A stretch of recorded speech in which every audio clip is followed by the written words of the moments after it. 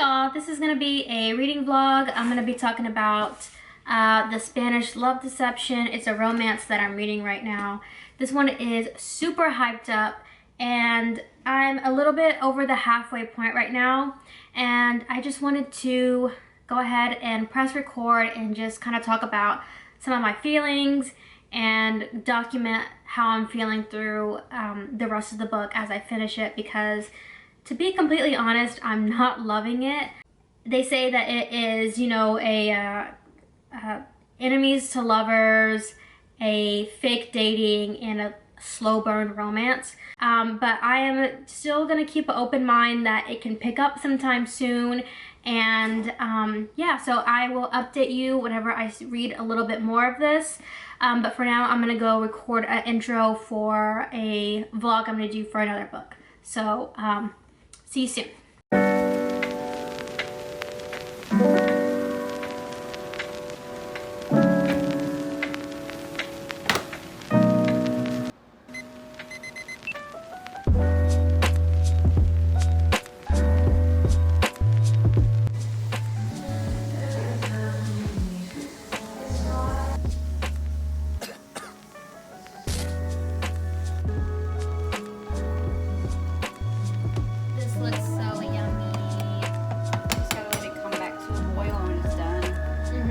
It looks just like theirs. Delicious.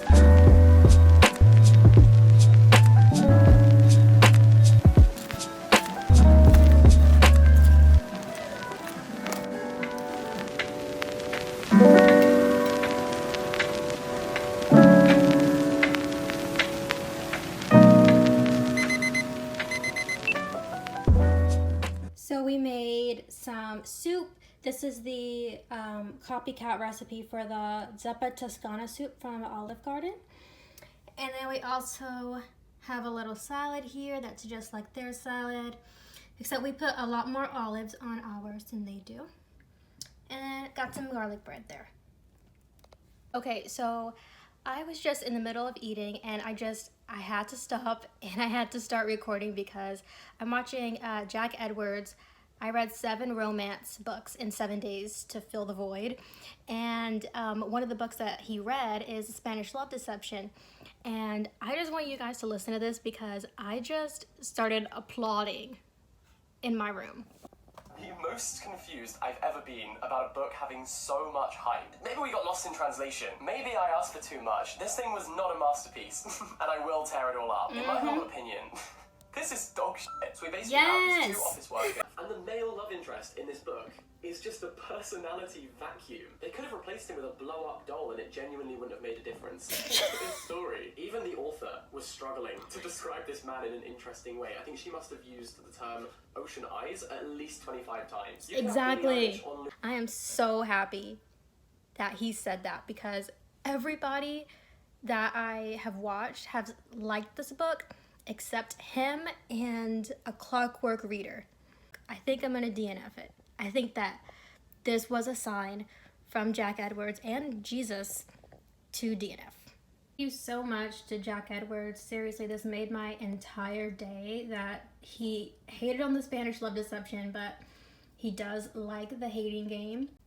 I don't even care now that my camera broke. I don't even care now that he's wearing a San Francisco 49ers shirt. I don't even care. I don't. I'm just happy. It's me from the future. About this time in filming, I decided that I was officially done with this book, and I was just gonna read a couple of more scenes just out of curiosity. But I recorded the clip and I used my front camera and it looked terrible. So just popping in here to say that I decided that I was just gonna read the kiss scene, the smut scene, because I heard that it was really cringy, and then I was gonna hop on Reddit and Goodreads and just read some of the negative reviews. And I also had a little list of grievances about this book, so I'm gonna play that now. But this is my list of grievances from the Spanish Love Deception. They read as follows. Not in any particular order. Sister requesting Aaron's nudes. What the hell? some people are just a little bit too comfortable with their siblings. It's pretty gross. I don't know why that was even on there. And she asked him multiple times. So the main character, Lina, she would be really bad at lying, but bad at lying like the way that characters are bad at lying in kids like TV shows, like Disney Channel shows, where they'll be like, oh, I'm just hanging out by this door. Nothing suspicious about me hanging out by this door. It's totally normal and fine. I'm just hanging out by this door. And you're like, okay, nobody would have thought anything of you hanging out by the door, but it's because you're saying it like that, or it looks like you're trying to cover something up, that now obviously it gives it away. That's how she would be. But the writing of her being a bad liar was bad.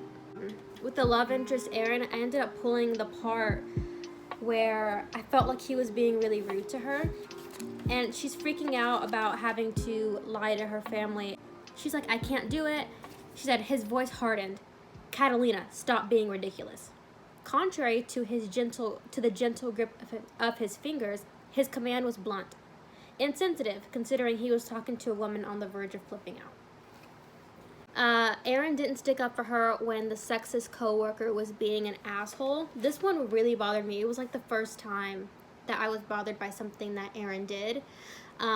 So in their office, she's basically like the only team leader who's a girl. So they're all doing this meeting with all these guys, and then she's the only woman in the room. And long story short, one of the coworkers is really sexist and starts saying some sexist things to her, and nobody in the room speaks up for her, so she has to defend herself, and the love interest, Aaron, is in this room just not doing anything. It was really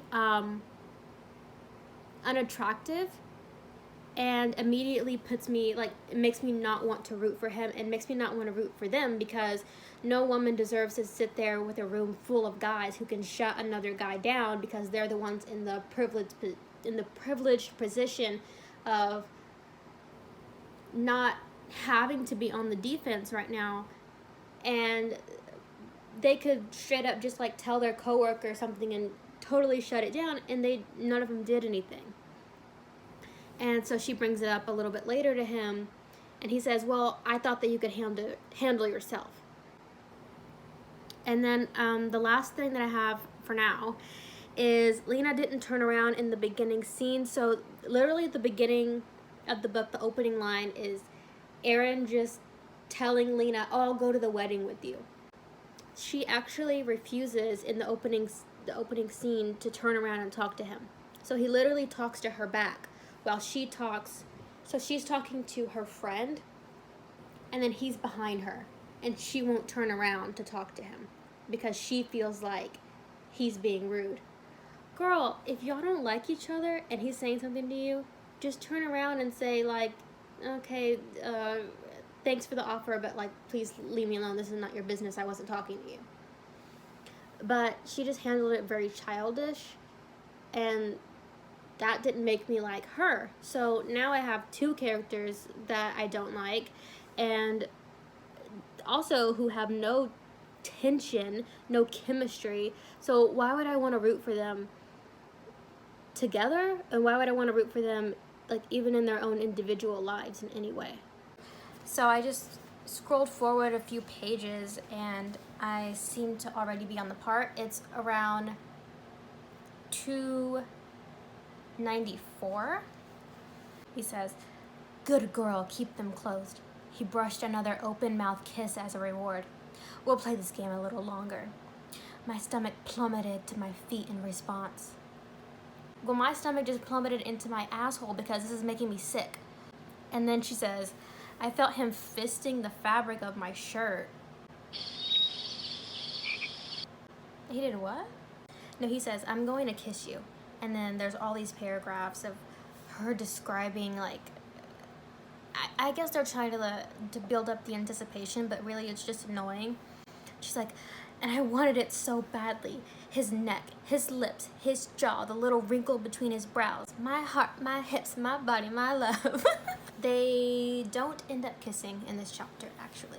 We are this far into the book, and no kissy. So I think that we can file this next line under things that should have been edited out. And it says, his gaze searched my face for a brief moment, and whatever he found made him smile. Again, that grin, only for me. What a lucky bitch I was. Hi, welcome to this camera angle. I got to the part where they kissed, and I would say that it was like a well-written scene. It's just that it took so long for it to finally happen, I just didn't care. So, for reference, this is where I thought they were gonna kiss, and then here's where they actually did.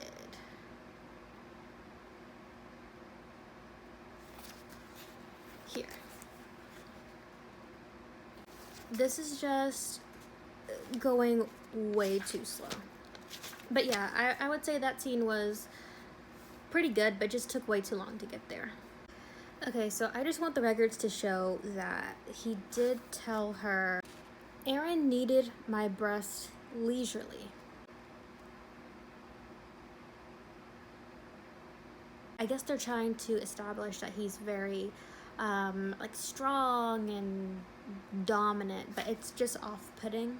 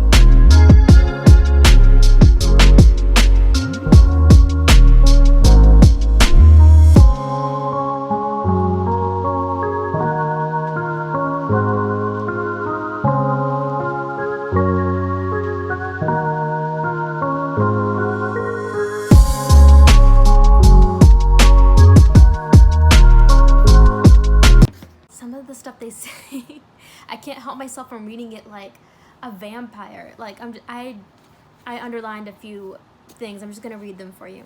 It's you who I want. It's you who makes my,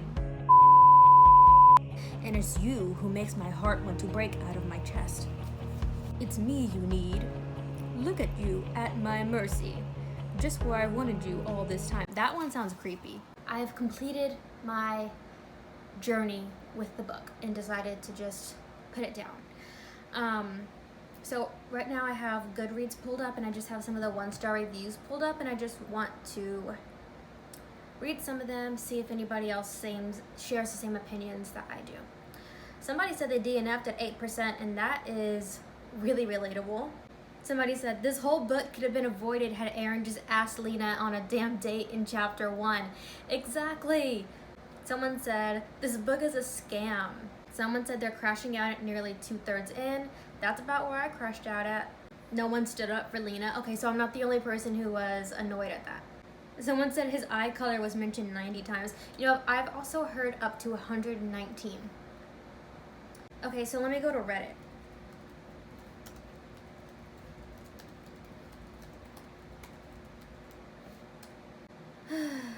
There's no way everyone loved the Spanish love deception. Utterly disappointed by the Spanish love deception. Let's go to the one that's the most recent. This one was February 23rd of this year. Let's see what the spoiler is.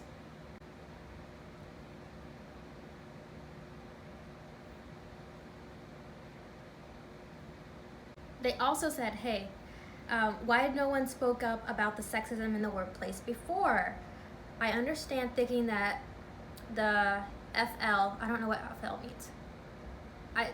Reddit is so confusing with their acronyms. But FL, I'm assuming that's Lina, is strong and can handle herself, but the ML could have said, do you want me to step in, and actually asked her if she needed help instead of assuming.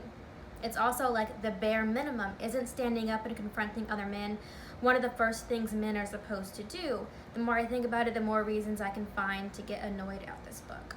I think people are mostly hyping this on TikTok. I'm assuming because I don't have a TikTok, so I'm not sure, but I'm sure it's getting hyped on TikTok.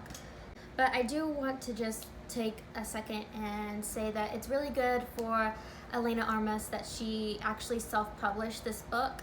That is a really great accomplishment for her.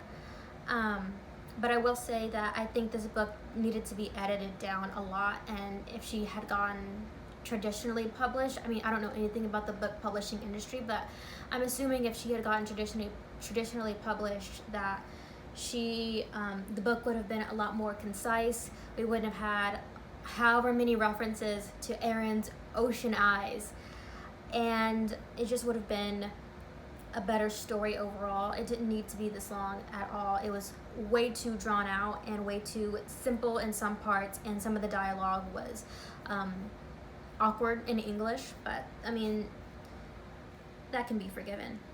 So I do want to point out really quick that she has another book. I don't know if it's out already. Let's see. Oh, okay, it's expected to come out in August of this year. The Spanish Love Deception was a Goodreads Choice Award. Okay. It's a follow-up featuring Rosie. Oh, shoot. So Rosie is one of the characters in Spanish Love Deception. She's the main character's best friend. So I guess this next book is going to follow her. It's called The American Roommate Experiment. Okay, and it's going to have Lina's cousin. So Lina's best friend and Lina's cousin are going to get together. You know what? I might actually read this one because it is going to be traditionally published. So maybe she would have some improvement. I might pick it up as like a library thing so I don't have to waste my money on it. So it's technically a DNF, but I'm probably going to mark it on Goodreads as I finished it, because I got to like 80% and then I skimmed and then I kind of just read some spoilers. So I feel like I finished the book. I definitely invested way too much time in it. I could have read so many other books this month, but I feel like this one is very much on the verge of putting me in a slump, and if it was the only book I was reading right now, it definitely would.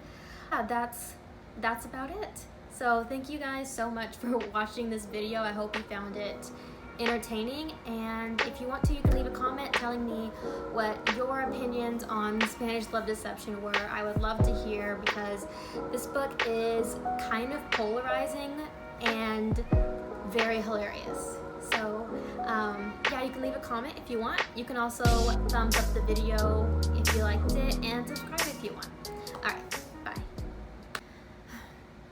I wonder what color Aaron's eyes are.